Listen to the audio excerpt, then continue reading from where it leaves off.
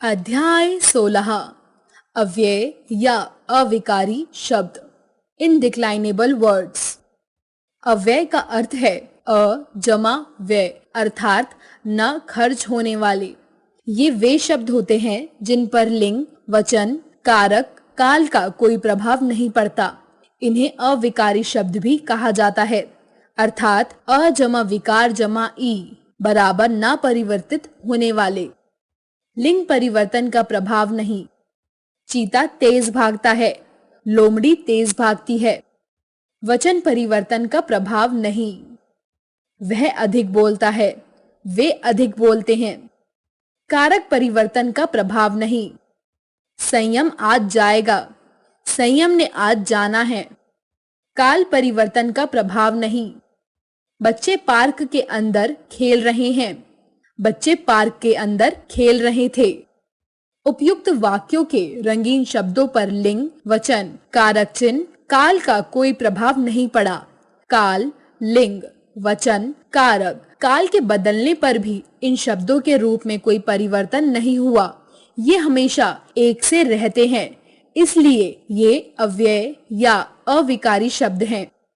जिन शब्दों के रूप में काल, लिंग, वचन, कारक के बदलने पर कोई परिवर्तन नहीं होता उन्हें अव्यय या अविकारी शब्द कहते हैं। अव्यय के भेद काइंड्स ऑफ इनडिक्लाइनेबल वर्ड्स। अव्यय शब्दों के निम्नलिखित 5 भेद हैं।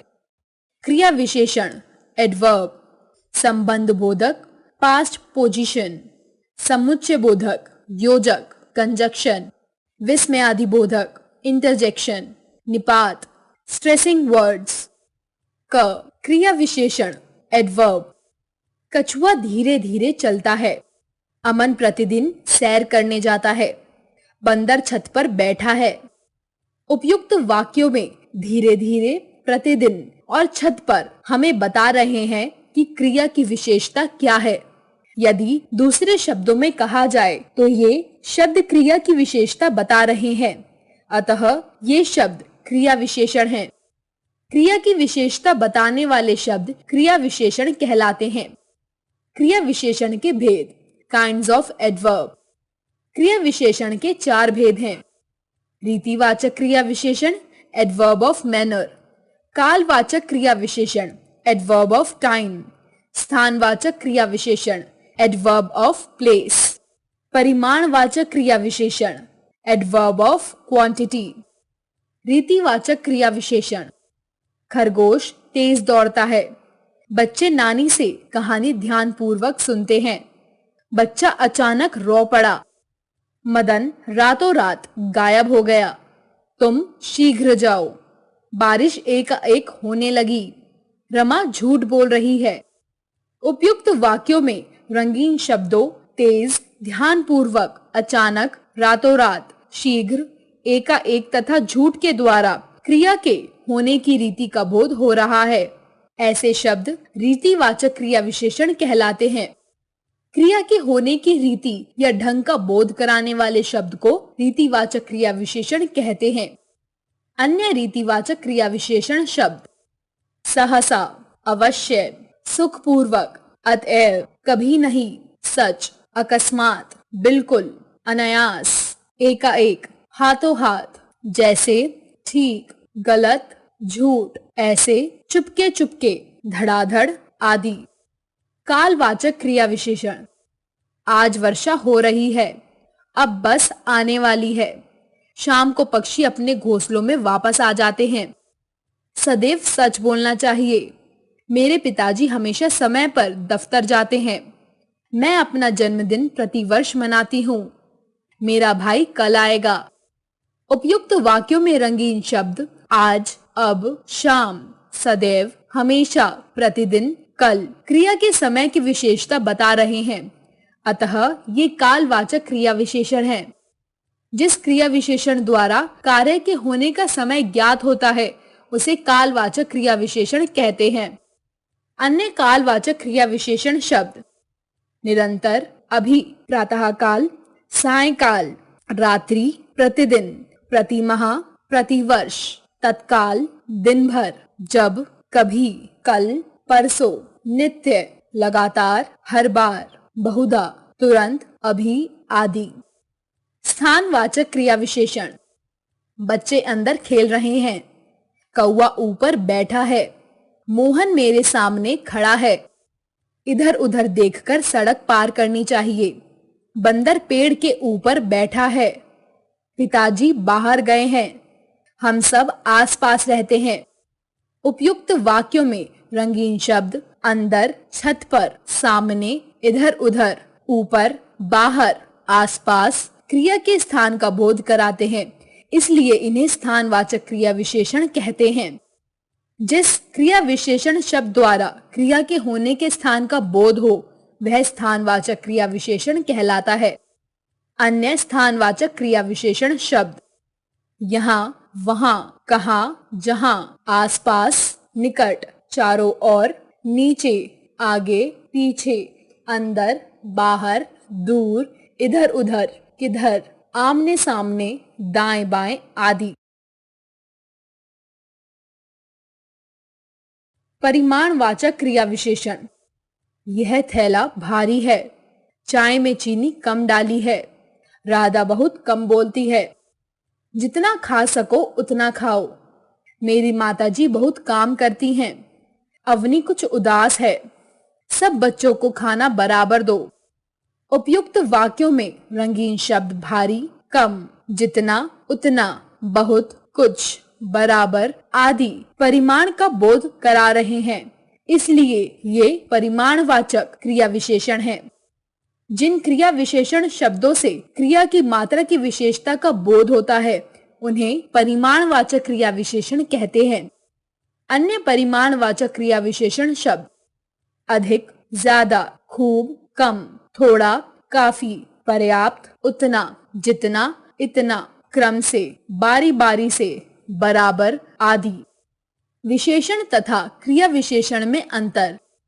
बहुत से शब्द ऐसे होते हैं जो विशेषण तथा क्रिया विशेषण दोनों रूपों में प्रयोग किए जाते हैं, जैसे शब्द विशेषण क, क्रिया विशेषण ख। सुंदर, रेखा सुंदर है। रेखा सुंदर लिखती है। कम, शाम की आय कम है। बीमार व्यक्ति को कम खाना चाहिए। तेज, सौम्या बहुत तेज है। सौम्या बहुत तेज दौड़ती है। कुछ, वहां कुछ बच्चे बैठे हैं। बच्चे कुछ उदास हैं। बहुत, मेरे पास बहुत कपड़े हैं। मीना बहुत बोलती है।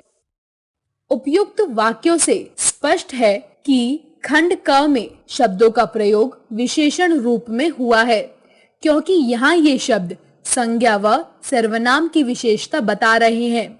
वही शब्द जब खंड ख में प्रयोग किए गए तो वे क्रिया विशेषण है, क्योंकि वही शब्द क्रिया की विशेषता बता रहे हैं। जब कोई शब्द संज्ञा या सर्वनाम की विशेषता बतलाता है तो वह विशेषण कहलाता है, लेकिन जब कोई शब्द क्रिया की विशेषता बतलाता है तो वह क्रिया विशेषण कहलाता है। विशेष, क्रिया की विशेषता बताने वाले शब्द क्रिया विशेषण कहलाते हैं, परंतु कभी कभी वाक्य में ऐसे शब्द भी प्रयोग होते हैं जो क्रिया विशेषण शब्द की भी विशेषता बताते हैं। ऐसे शब्दों को भी क्रिया विशेषण कहते हैं, जैसे घोड़ा बहुत तेज दौड़ता है। इस वाक्य में तेज शब्द दौड़ता है क्रिया की विशेषता बताता है, इसलिए तेज शब्द क्रिया विशेषण है। इसी प्रकार बहुत शब्द तेज अर्थात क्रिया विशेषण की भी विशेषता बता रहा है। यहाँ बहुत शब्द भी क्रिया विशेषण है। आओ दोहराएं। जिन शब्दों पर लिंग, वचन, कारक, काल आदि का कोई प्रभाव नहीं पड़ता उन्हें अविकारी शब्द या अव्यय कहते हैं। जो शब्द क्रिया की विशेषता बताते हैं उन्हें क्रिया विशेषण कहते हैं। क्रिया विशेषण के चार भेद हैं: रीतिवाचक क्रिया विशेषण, कालवाचक क्रिया विशेषण, स्थानवाचक क्रिया विशेषण, परिमाणवाचक क्रिया विशेषण। रीतिवाचक क्रिया विशेषण क्रिया के होने की रीति या ढंग का बोध कराते हैं। कालवाचक क्रिया विशेषण क्रिया के होने के समय का बोध कराते हैं। स्थानवाचक क्रिया विशेषण क्रिया के होने के स्थान का बोध कराते हैं। परिमाणवाचक क्रिया विशेषण क्रिया के परिमाण, मात्रा का बोध कराते हैं। कुछ शब्द विशेषण और क्रिया विशेषण दोनों ही रूपों में प्रयोग किए जाते हैं। वे शब्द विशेषण या क्रिया विशेषण है। यह पहचानने के लिए उनके प्रयोग पर ध्यान देना चाहिए।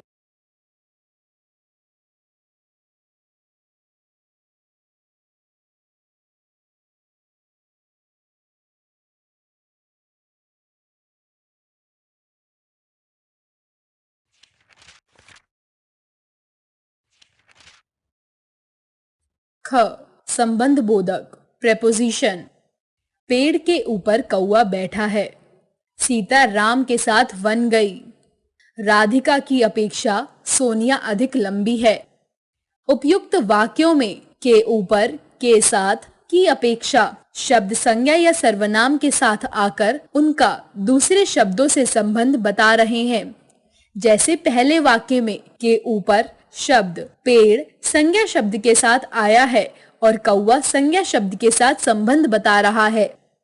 दूसरे वाक्य में के साथ शब्द सीता संज्ञा शब्द के साथ आया है और राम संज्ञा शब्द के साथ संबंध बता रहा है।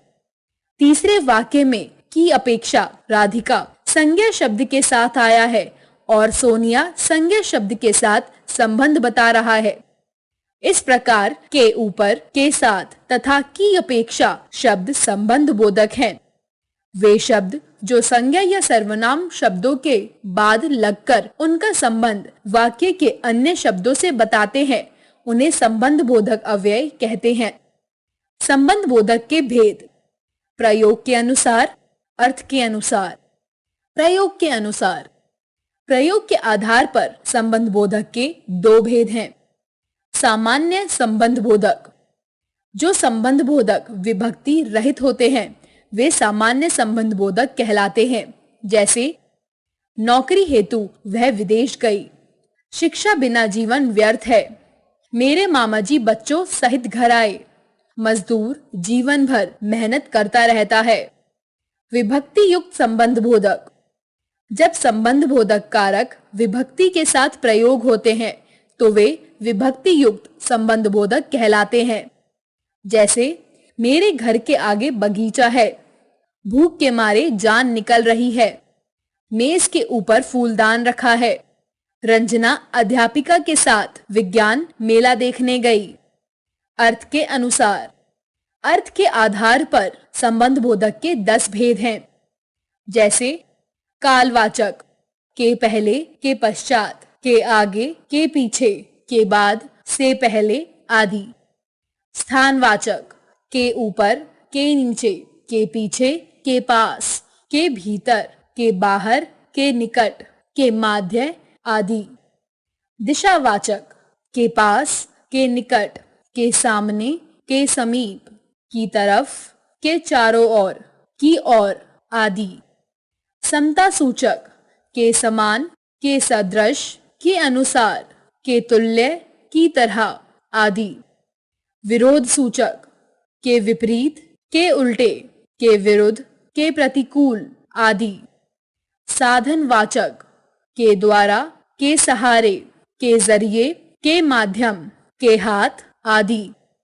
हेतु सूचक, के हेतु, के लिए, के कारण, के वास्ते, के खातिर, के चलते आदि। सहचर सूचक संबंधवाचक, के साथ, के समेत, के संग, के सहचर आदि। व्यतिरेक वाचक, के अतिरिक्त, के अलावा, के बिना, के सिवाय आदि। तुलनावाचक, के आगे, के मुकाबले, के सामने, की अपेक्षा आदि। संबंध बोधक और क्रिया विशेषण में अंतर। यहाँ पहले भीतर, बाहर, ऊपर, नीचे, पास, सामने आदि कुछ स्थानवाचक और कालवाचक अव्यय संबंध बोधक और क्रिया विशेषण दोनों रूपों में पाए जाते हैं। इनके प्रयोग को देखकर पहचाना जा सकता है कि ये संबंध बोधक हैं या क्रिया विशेषण। जब इनका प्रयोग संज्ञा या सर्वनाम के साथ होता है तब ये संबंध बोधक कहलाते हैं और जब ये क्रिया की विशेषता बताते हैं तब ये क्रिया विशेषण कहलाते हैं। जैसे रजनी भीतर गई, क्रिया विशेषण। रजनी घर के भीतर गई, संबंध बोधक। पहले खाना खाओ, क्रिया विशेषण। जाने से पहले खाना खाओ, संबंध बोधक। अनिल यहाँ रहता है, क्रिया विशेषण। अनिल अपने चाचा जी के यहाँ रहता है, संबंध बोधक।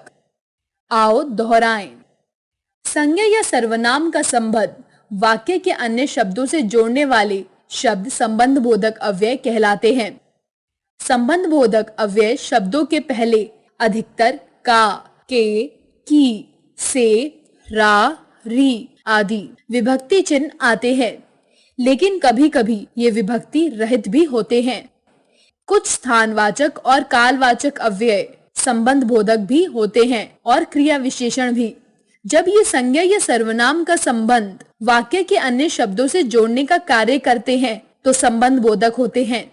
जब वे क्रिया की विशेषता बताते हैं तब क्रिया विशेषण होते हैं।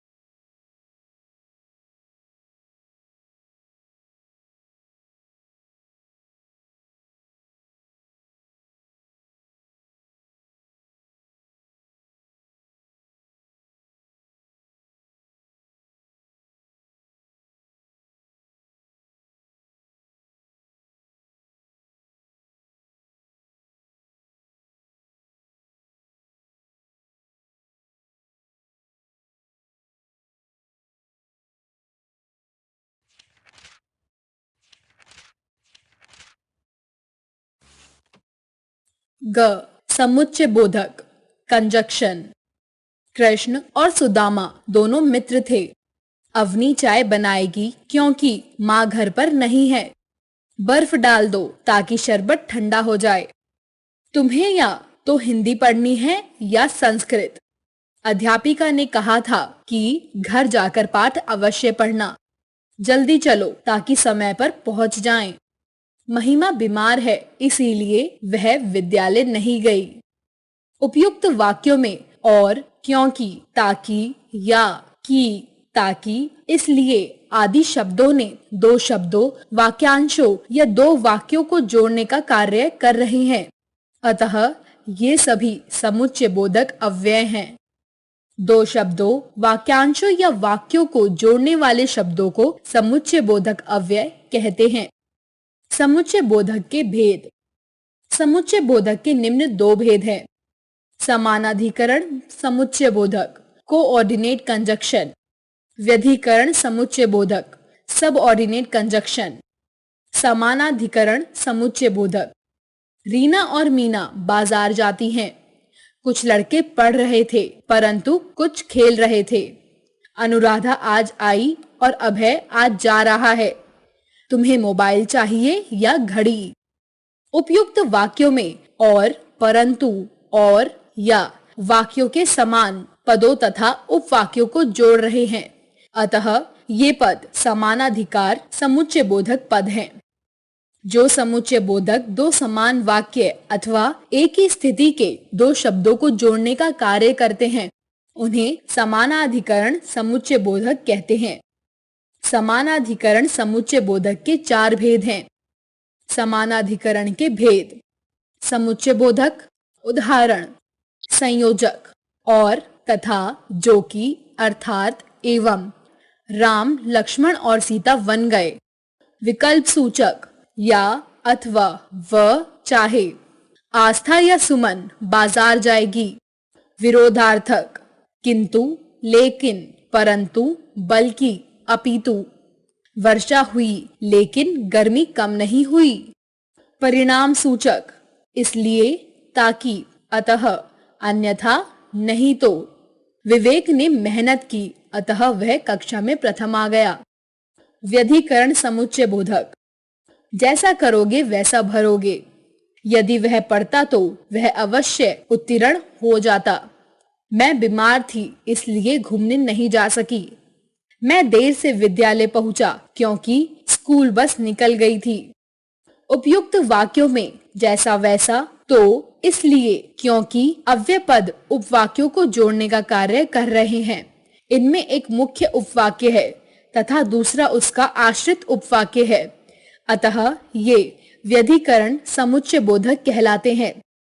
जो समुच्चय बोधक एक प्रधान उपवाक्य तथा एक या एक से अधिक आश्रित उपवाक्यों को जोड़ते हैं, वे व्यधिकरण समुच्चय बोधक कहलाते हैं। व्यधिकरण समुच्चय बोधक के चार भेद हैं। व्यधिकरण के भेद: समुच्चय बोधक, उदाहरण, हेतु बोधक, क्योंकि, क्योंकि, कि, इसलिए, इस कारण। वह जल्दी चला गया क्योंकि उसे बाजार जाना था। संकेत बोधक, यदि तो, चाहे तो, यद्यपि, तथापि। यदि शोर करोगे तो डांट पड़ेगी। उद्देश्य बोधक, ताकि, जिससे, कि। वह तेजी से चल रहा था ताकि बस पकड़ सके। स्वरूप बोधक, मानो, यानी, अर्थात, यहाँ तक कि। वह मतव्ययी अर्थात कम खर्च करने वाला है। आओ दोहराएं। शब्दों, वाक्यांशों अथवा वाक्यों को जोड़ने वाले अव्यय शब्द समुच्चय बोधक कहलाते हैं। इन्हें योजक शब्द भी कहते हैं। समुच्चय बोधक के मुख्य दो भेद हैं: समानाधिकरण समुच्चय बोधक, व्यधिकरण समुच्चय बोधक। समानाधिकरण समुच्चय बोधक के चार भेद हैं: संयोजक, विकल्प सूचक, विरोधार्थक, परिणाम सूचक।